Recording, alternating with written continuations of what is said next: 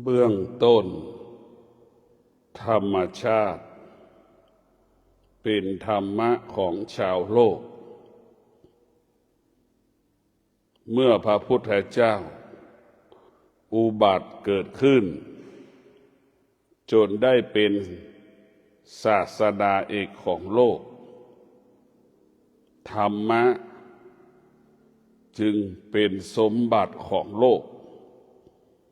ธรรมะจึงเป็นสมบัติของมวลมนุษย์โลกพระพุทธเจ้าเป็นบุคคลตัวอย่างแบบอย่างของโลกเป็นบุคคลต้นแบบอย่างของโลกพระพุทธเจ้าเป็นผู้ที่เสียสละให้กับชาวโลกพระพุทธเจ้าเป็นผู้ปรารถนาดีต่อชาวโลกทุกขณะลมหายใจธรรมะของพระพุทธเจ้าบอกสอนให้เราอยู่ร่วมกันอาศัยกันพึ่งพากันจึงเกิดคำว่าเมตตาธรรมธรรมะของพระพุทธเจ้าสอนให้เราเมตตาต่อกันและกันพระพุทธเจ้าสอนให้เราอยู่ร่วมกันให้เราเสียสละให้กันและกันพระพุทธเจ้าบอกสอนให้เราอยู่ร่วมกันให้เรามีขันติคือความอดทนเราอยู่ร่วมกันเป็นจำนวนมากย่อมส่งผลให้จิตกับใจเราจิตใจเราชอบใจไม่ชอบใจให้เราอดทนอดกลั้นในการอยู่ร่วมกันพระพุทธเจ้าจึงบอกจึงสอนให้เรารู้การอยู่ร่วมกันนั้นจะต้องซื่อสัตย์ยุติธรรมอยู่ร่วมกันต้องมีหลักในการยึดพระพุทธเจ้าจึงได้ทรงค้นพบความจริงของโลกจึงเอาหลักหรือคำบัญญัติของโลกให้มนุษย์เอามาใช้ในชีวิตประจำวันศีลห้าเป็นความจริงที่พุทธเจ้าค้นพบมนุษย์ทุกคนต้องประกอบไปด้วยศีลทั้งห้าข้อชื่อว่าเป็นมนุษย์ที่ประเสริฐชื่อว่าเป็นมนุษย์ที่ดีชื่อว่าเป็นมนุษย์ผู้ที่งดงามบุคคลใดที่ดำรงตนด้วยศีลบุคคลผู้นั้นจะเป็นผู้ที่งดงามเป็นผู้ประเสริฐ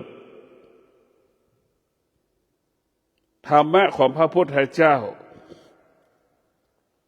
บอกสอนให้เราอยู่ร่วมกัน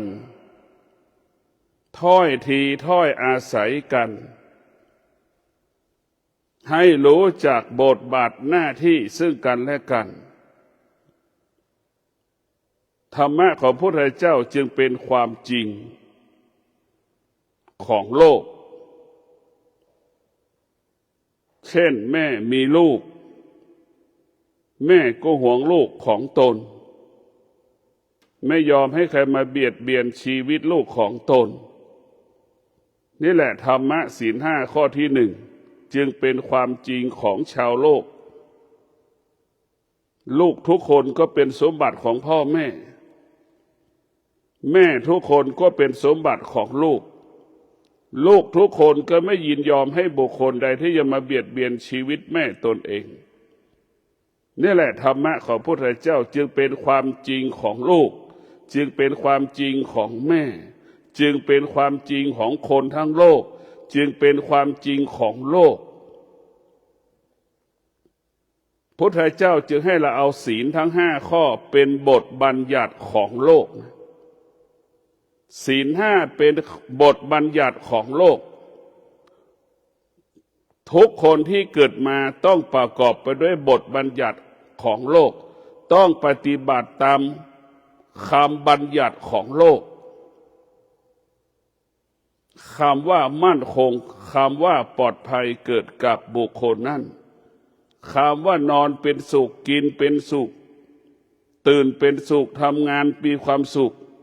เมื่อเราดำรงตนด้วยคำบัญญัติของโลกก็คือศีลทั้ง5 ข้อมันเป็นคำบัญญัติของโลกเมื่อชาวโลกเกิดมาแล้วไม่มีหลักมาปกครองตนเอง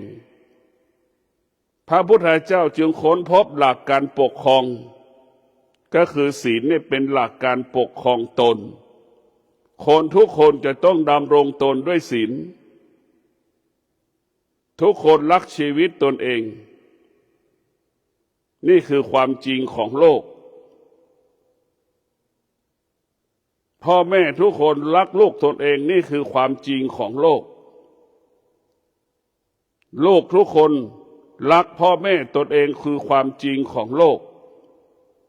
มนุษย์ทุกคนเกิดมาแล้วต้องพึ่งพาอาศัยปัจจัย4ในการดำรงชีพมนุษย์ทุกคนจะต้องแสวงหาปัจจัย4มนุษย์ทุกคนเมื่อแสวงหาปัจจัย4มาดำรงชีพมนุษย์ทุกคนก็หวงแหนปัจจัย4ที่หามาได้ด้วยความยากลำบากมนุษย์ทุกคนจึงรักและหวงแหนทรัพย์สมบัติปัจจัย4ในการดำรงชีพนี่คือความจริงของโลกไม่ยินยอมให้บุคคลใดบุคคลหนึ่งมาเบียดเบียนทรัพย์สมบัติปัจจัย4ของตนที่หามาได้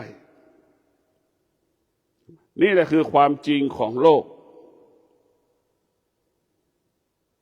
ชาวโลกทุกคนปกป้องทรัพย์สมบัติของตน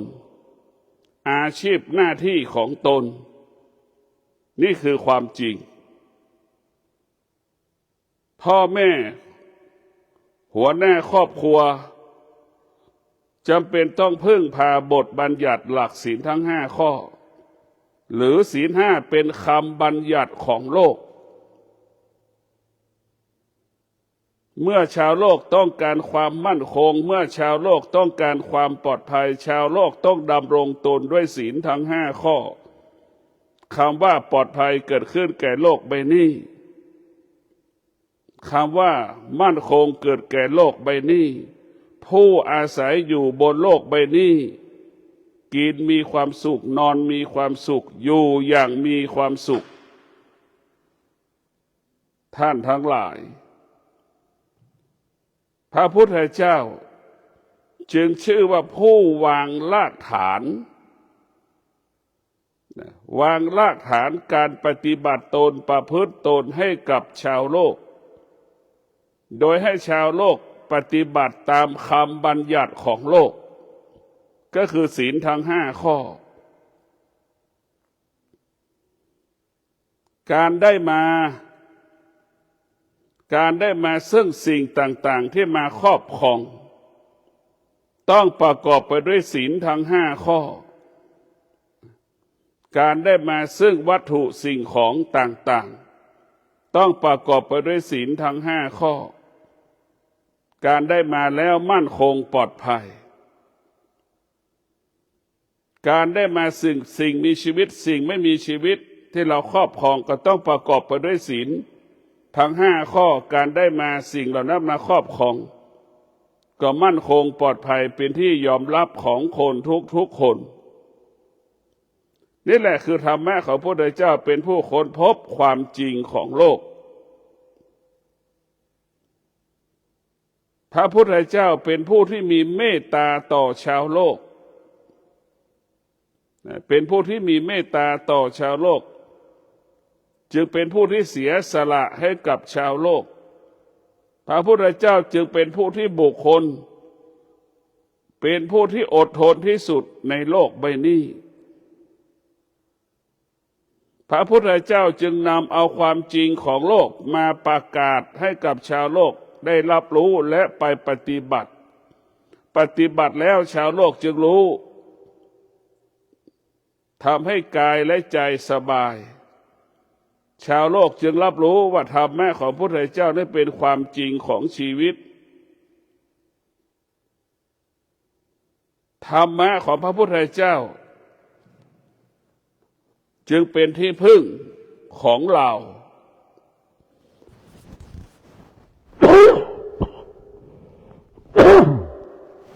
ธรรมะของพระพุทธเจ้า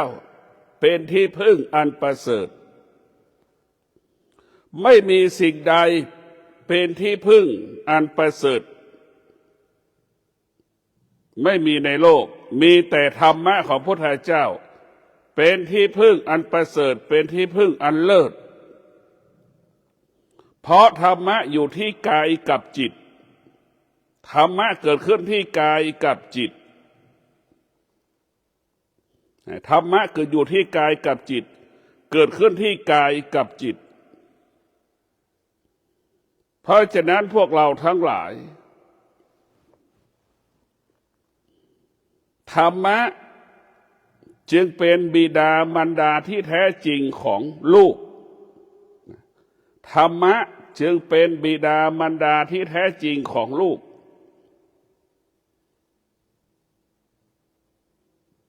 ลูกทุกคนมีธรรมะเท่ากับมีพ่อแม่อยู่ในกายอยู่ในจิตลูกทุกคนเมื่อระลึกถึงพ่อแม่ลูกทุกคนก็จะพัฒนาแก้ปัญหาได้ง่ายลูกทุกคนเมื่อหัวใจมีที่กายกับจิตมีพ่อมีแม่จะทำแต่สิ่งที่งดงามสิ่งใดที่ไม่งดงามจะไม่ทำเพราะฉะนั้นธรรมะที่แท้จริงเนี่ยเป็นพ่อเป็นแม่ของลูกพ่อแม่ของลูกอยู่กับลูกแค่บางเวลาธรรมะอยู่กับลูกตลอดเวลาถ้าลูกคนไหนเข้าใจเช่นนี้ลูกก็ปฏิบัติตามคำสอนพระพุทธเจ้าธรรมะก็หมายถึงศีลทั้ง5 ข้ออยู่ในร่างกายของลูก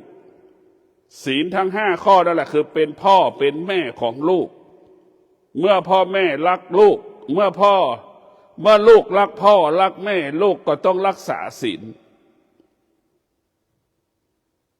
นี่แหละคือธรรมะที่แท้จริงเป็นพ่อเป็นแม่ของลูก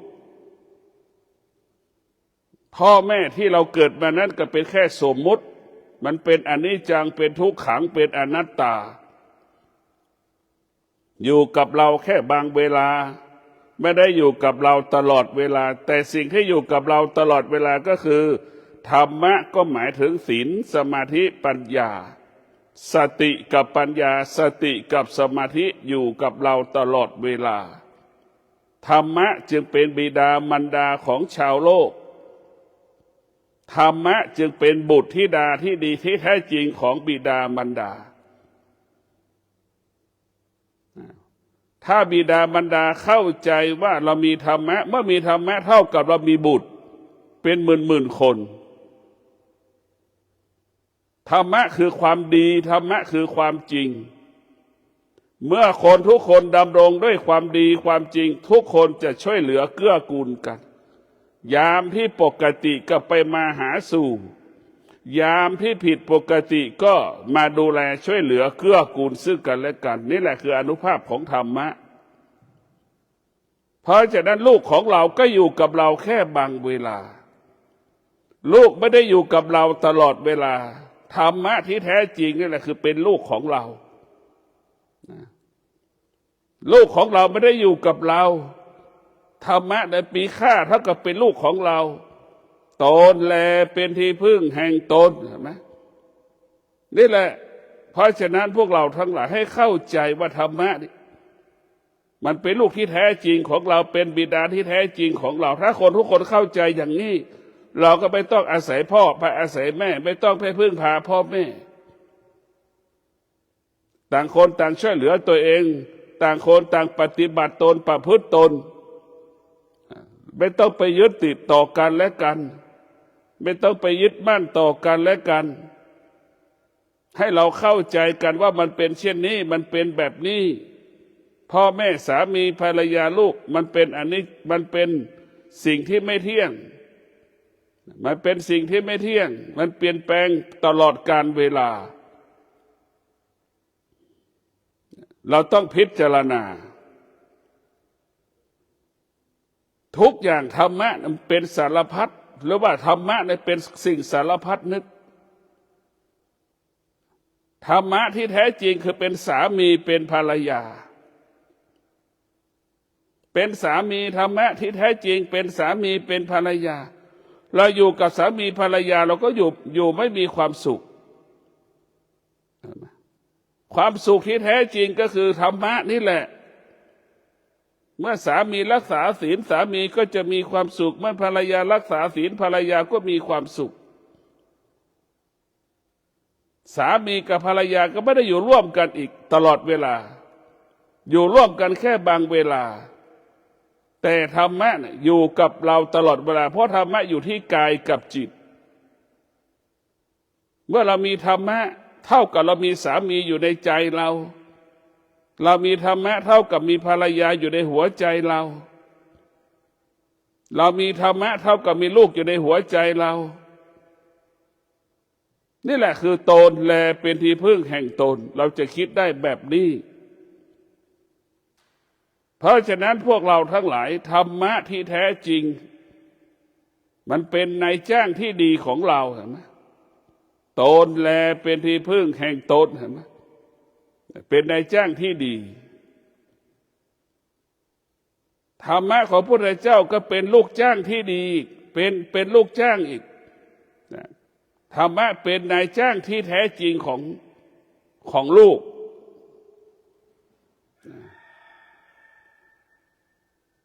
เป็นนายจ้างที่แท้จริงของเราตนแลเป็นที่พึ่งแห่งตนไม่มีใครช่วยเราได้เราก็ไม่สามารถช่วยนายจ้างได้นายจ้างก็ไม่สามารถช่วยเราได้นั่นคือความจริงที่สุดก็คือตนแลเป็นที่พึ่งแห่งตนธรรมะที่แท้จริงเป็นนายจ้างของเราเป็นลูกจ้างของเราเนี่ยมันเป็นเช่นนี้ถ้าเรามัวแต่ไปยึดติดลูกจ้างกับนายจ้างเราก็จะเกิดแต่คำว่าความทุกข์จะเกิดแต่คำว่าปัญหาอุปสรรคตลอดเวลาเพราะฉะนั้นพวกเราทั้งหลายเราต้องพิจารณาว่าธรรมะ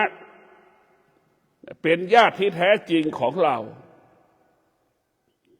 ธรรมะเป็นญาติที่แท้จริงของเราเป็นเพื่อนที่แท้จริงของเราทุกอย่างธรรมะมันเป็นไปหมดทุกเรื่องแต่ถ้าเราไม่เอาธรรมเนี่ยเราไปเอาสิ่งอื่นๆเนี่ยเราจะมีแต่คำว่าเสียใจไม่สบายใจธรรมะเป็นญาติที่ดีเป็นญาติที่แท้จริงของเราเป็นเพื่อนที่แท้จริงของเราเป็นครูเป็นอาจารย์ที่แท้จริงของเรานี่คือธรรมะเมื่อเรามีธรรมะเราก็มีความสุขเมื่อเรามีธรรมะเราก็มีชีวิตที่มั่นคงเมื่อเรามีธรรมะจิตใจแล้วก็สงบเยือกเย็นธรรมะจะทำให้เกิดคำว่าสิ่งที่งดงามสิ่งที่ดีงามให้กับชีวิตของเราท่านทั้งหลายธรรมะจึงเป็นองค์ความรู้อันบริสุทธิ์เป็นองค์ความรู้อันประเสริฐปรากฏเกิดขึ้นที่กายกับจิตร่างกายของเราจิตของเราเนี่ยเป็นบ่อเกิดแห่งธรรมะไม่ต้องไปแสวงคนส่วนมากไปแสวงหาธรรมะนอกกายเข้าใจว่าธรรมะอยู่กับหลวงพ่อรูปนั้นอาจารย์รูปนั้นเราเข้าใจเช่นนั้นเราเข้าใจว่าธรรมะอยู่ภูเขาลูกนั้นอยู่ในแม่น้ำนั้นเนี่ยเราไปเข้าใจแบบนั้นเราจึงพากันออกจากบ้านเรือนไปหาธรรมะออกจากวัดไปหาธรรมะจากวัดอื่นๆกับร่างถ้าเราไม่เห็นกายเราจึงไม่เห็นธรรมเราไม่เห็นจิตเราก็เข้าไม่ถึงธรรมเห็นกายเห็นธรรมเข้าถึงจิตเข้าถึงธรรม สุขทุกข์แต่ที่ไหนที่กายกับจิตพอใจไม่พอใจอยู่ที่กายกับจิตชอบใจไม่ชอบใจก็อยู่ที่กายกับจิตเมื่อเราเห็นกายกับจิตเราก็สลัดสิ่งต่างๆที่เกี่ยวข้องกับกายกับจิตให้หมดสิ้นไปจากชีวิตของเราสิ่งที่เกี่ยวข้องกายกับจิตล้วนเป็นสิ่งที่ไม่เที่ยงกายครอบครองจิตครอบครองล้วนเป็นสิ่งที่ไม่เที่ยงทั้งสิ้นสิ่งที่อยู่กายก็เป็นสิ่งที่ไม่เที่ยงสิ่งที่อยู่กับจิตเป็นอนัตตาเพราะฉะนั้นพวกเราทั้งหลายสิ่งที่เรารู้ทางตาหูจมูกลิ้นกายใจมันไม่เที่ยงทั้งระบบสิ่งที่เรารู้ทางตาหูจมูกลิ้นกายใจเราก็เป็นอนัตตาทั้งระบบเมื่อเรารู้สิ่งที่ไม่เที่ยงรู้สิ่งที่เป็นอนัตตาเราก็ละสิ่งเหล่านั้นทั้งหมดทั้งสิ้นเราอยู่เหนือสิ่งเหล่านั้นทั้งหมดทั้งสิ้นเพราะฉะนั้นพวกเราทั้งหลายธรรมะภาคปฏิบัติบอกสอนให้เรารู้สิ่งที่เป็นอนิจจังทุกขังอนัตตาธรรมะยกระดับจิตเราให้อยู่เหนืออนิจจังทุกขังอนัตตา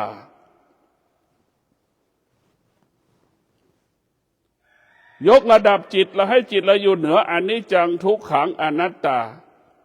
ให้เราทั้งหลายจงเข้าใจว่าสิ่งที่เรารับรู้ทางตาหูจมูกลิ้นกายใจมันเป็นอนิจจังทุกขังอนัตตาทั้งหมดทั้งสิ้นเราจะไม่เข้าไปรับรู้เราจะไม่เข้าไปยึดติดและเราไม่ควรไปยึดติดสิ่งที่มันผ่านตาหูจมูกลิ้นกายใจและเราจะไม่เข้าไปยึดติดเพราะฉะนั้นพวกเราทั้งหลายเมื่อเรารู้ว่า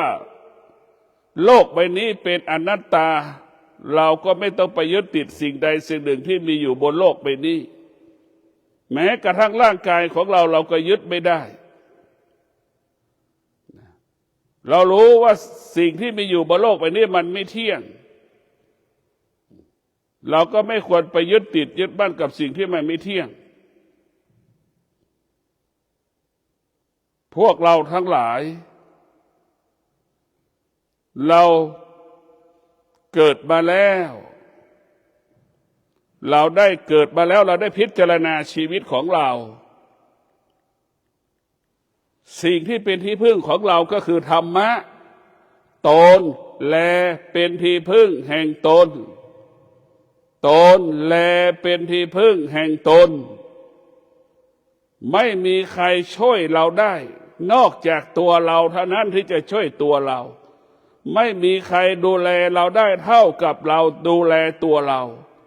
ไม่มีใครปกป้องเราได้เท่ากับเราปกป้องตัวเราตนแลเป็นที่พึ่งแห่งตนให้เราเข้าใจอย่างนี้แบบนี้ลูกก็เป็นสิ่งที่ไม่เที่ยงพ่อแม่ก็เป็นสิ่งที่ไม่เที่ยงครูอาจารย์ก็เป็นสิ่งที่ไม่เที่ยงญาติก็เป็นสิ่งไม่เที่ยงเพื่อนก็เป็นสิ่งที่ไม่เที่ยงไอ้เขาว่าไม่เที่ยงก็หมายถึงสิ่งมันเปลี่ยนแปลงเพราะฉะนั้นพวกเราต้องพิจารณาให้เราอยู่เหนืออารมณ์ของตนเองอยู่เหนือความคิดของตนเองอยู่เหนืออารมณ์ของบุคคลอื่นอยู่เหนืออารมณ์ของตนเองให้เราเข้าใจเช่นนี้ให้เราเข้าใจแบบนี้เรารู้ว่าเรามนุษย์ทุกคนเกิดจากธรรมชาติทั้งระบบสิ่งที่มีชีวิตสิ่งไม่มีชีวิตมันเป็นธรรมชาติทั้งหมดมันเป็นธรรมชาติทั้งหมดเราเกิดจากธรรมชาติของพ่อของแม่เรียกว่าธรรมชาติเป็นแดนเกิดธรรมชาติเป็นเหตุให้เราเกิดธรรมชาติเป็นเหตุให้เราเกิด ธรรมชาติเป็นแดนเกิดธรรมะเป็นแดนดับดับอะไรดับการเกิดธรรมะจึงเป็นเครื่องดับภพธรรมะจึงเป็นเครื่องดับภพธรรมะจึงเป็นเครื่องดับความโลภความโกรธความหลงธรรมะจึงระงับยุติความโลภความโกรธความหลงธรรมะจึงไปหยุดยั้งยับยั้งความโลภความโกรธความหลงความอยากอันปรากฏทางตาหูจมูกลิ้นกายใจสุขทุกข์ที่ตาหูจมูกลิ้นกายใจความอยากทั้งปวงก็เกิดขึ้นที่ตาหูจมูกลิ้นกายใจชอบใจไม่ชอบใจก็เกิดขึ้นที่ตาหูจมูกลิ้นกายใจดังที่เราฟังธรรมะไม่พอใจเสียงที่เป็นธรรมะที่พูดขนาดนี้ก็เกิดจากทางหูอีกแล้วหูไม่พอใจก็เป็นเห็นไหมมันเป็นอนิจจังทุกขังอนัตตามันเกิดขึ้นที่หูเราอีกพอจากนั้นตาหูจมูกลิ้นกายใจมันเป็นช่องทางของโลกิยะเป็นช่องทางของโลกุตระเป็นช่องทางของความชั่วที่จะอยู่เป็นช่องทางของความดีที่จะอยู่มันเป็นที่อยู่ของความชั่วความดีทั้งหมดเมื่อเราเกิดมาแล้วเรามีสติเปรียบเสมือนแม่จิตเปรียบเสมือนลูกเราจะต้องมีสติแยกแยะเอาสิ่งที่เป็นอกุศลคือสิ่งที่ไม่ดีสิ่งที่เป็นอธรรมคือสิ่งที่ไม่เป็นความจริงออกไปจากชีวิตของเราสิ่งที่ดีก็คือธรรมะตนแลเป็นที่พึ่งแห่งตนให้เราเข้าใจเช่นนี้ลูกที่มีธรรมะจะไม่อาศัยพ่อแม่ไม่พึ่งพาพ่อแม่ลูกที่มีธรรมะไม่พึ่งพาพ่อแม่ไม่อาศัยพ่อแม่เช่นเดียวกับพ่อแม่มีธรรมะไม่พึ่งพาลูกไม่พึ่งพาหลานตนแลเป็นที่พึ่งแห่งตนพึ่งพาตนเองนี่แหละนี่คือความจริงของชีวิตมนุษย์ทั้งหลายที่เกิดมาแล้วเมื่อได้ศึกษาเรียนรู้หลักธรรมคำสอนของพระพุทธเจ้าเราจะต้องรู้ความจริงความจริงของโลกเนี่ยก็คือความจริงของพ่อแม่ความจริงของพ่อแม่คือความจริงของลูกความจริงของโลกคือความจริงของสามีภรรยานะเป็นความจริงเหมือนกันหมดเป็นความจริงของนายจ้างลูกจ้างเหมือนกันหมดเราต้องพิจารณาสิ่งที่เราเกิดมากับเพราะเราไม่รู้นั่นแหละไอ้ที่เราไม่รู้ภาษาพระปฏิบัติเรียกว่าอวิชชาอวิชชาปิดตาเราอวิชชามันปิดหูเราอวิชชามันปิดจมูกเราอวิชชามันปิดลิ้นเราอวิชชามันปิดกายเรา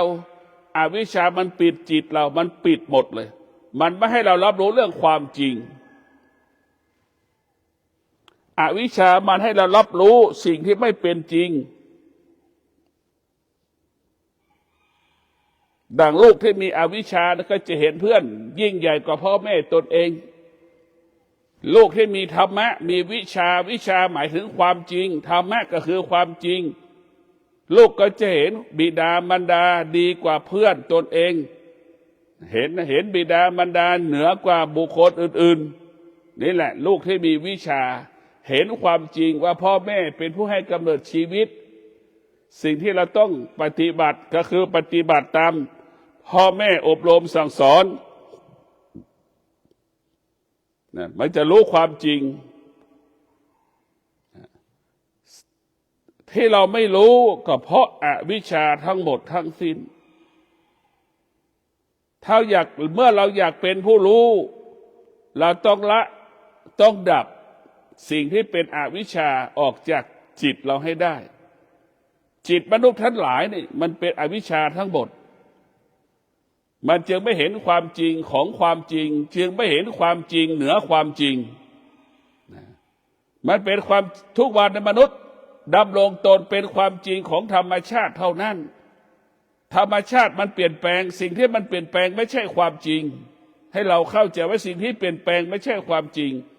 มนุษย์ทั้งหลายก็อยู่กับธรรมชาติทั้งระบบมันมีความจริงเหนือความจริงให้เรารู้เรื่องความจริงความจริงคือธรรมะนี่แหละเป็นความจริงที่อยู่เหนือความจริงอยู่เหนือธรรมชาติเมื่อเรามีธรรมะเราก็จะได้รู้ว่าการเกิดเป็นทุกข์ท่านทั้งหลายสัมผัสได้ว่าจริงไม่จริงการเกิดเป็นทุกข์แก่ก็เป็นทุกข์เจ็บก็เป็นทุกข์ตายก็เป็นทุกข์เห็นไหมเช้านี้บางคนยังไม่มีข้าวที่จะหุงให้ลูกกินบางคนก็มีข้าวให้ลูกกินแต่ไม่มีกับข้าวให้ลูกกินบางคนก็เช้านี้ยังไม่มีสตางค์ให้ลูกไปเรียนหนังสือนะเกิดก็เป็นทุกข์แก่ก็เป็นทุกข์เจ็บก็เป็นทุกข์บางคนก็จะไปโรงพยาบาลไปหาหมอยังไม่มีสตางค์จะพาคนในครอบครัวไปหาหมอเห็นไหมนี่แหละคือเป็นเกิดมาเป็นทุกข์ทั้งระบบแล้วว่าเกิดก็เป็นทุกข์แก่ก็เป็นทุกข์เจ็บก็เป็นทุกข์ตายก็เป็นทุกข์ทั้งหมดทั้งสิ้นเนี่ยพวกเราต้องพิจารณาเนี่ยเป็นทุกข์ทั้งหมด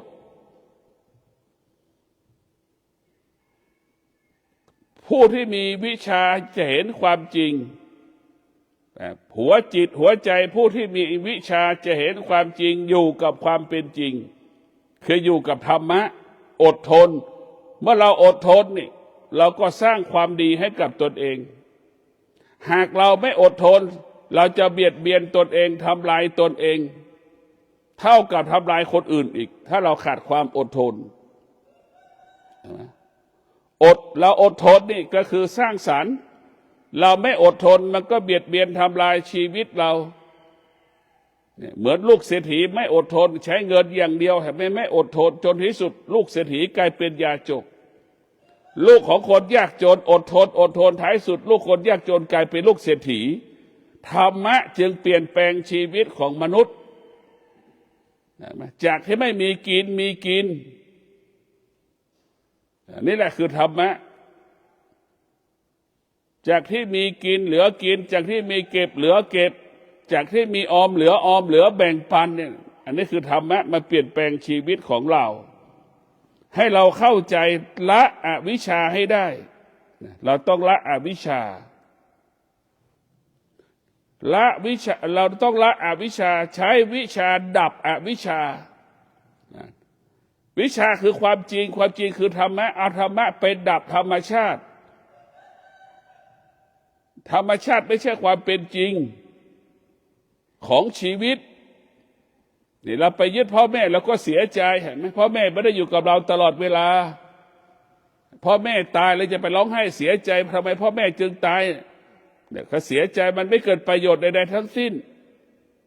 การพัดภาคเป็นกฎของชีวิตให้เราเข้าใจเรื่องความจริงของชีวิตการพัดภาคเป็นกฎของชีวิตเราจะต้องเข้าใจมันให้ได้หัวใจของเราต้องมีธรรมะคือไม่โกรธไม่โลภเราไม่โลภไม่โกรธไม่หลงสิ่งใดสิ่งหนึ่งที่ปรากฏทางตาหูจมูกลิ้นกายใจอะไรที่ผ่านทางตาหูจมูกลิ้นกายใจเรามีสติรู้เท่านั้นมีสติรู้เท่านั้นอะไรก็แล้วแต่ที่มันผ่านตาหูจมูกลิ้นกายใจเรามีสติรู้ว่ามันไม่เที่ยงรู้ว่ามันไม่เที่ยงเราก็ไม่ควรไปยึดติดมันไม่ควรไปรู้มันนี่แหละให้เราเข้าใจแบบนี้พวกเราทั้งหลายเรามีสติรู้เท่านั้นไม่ต้องมีเรื่องอื่น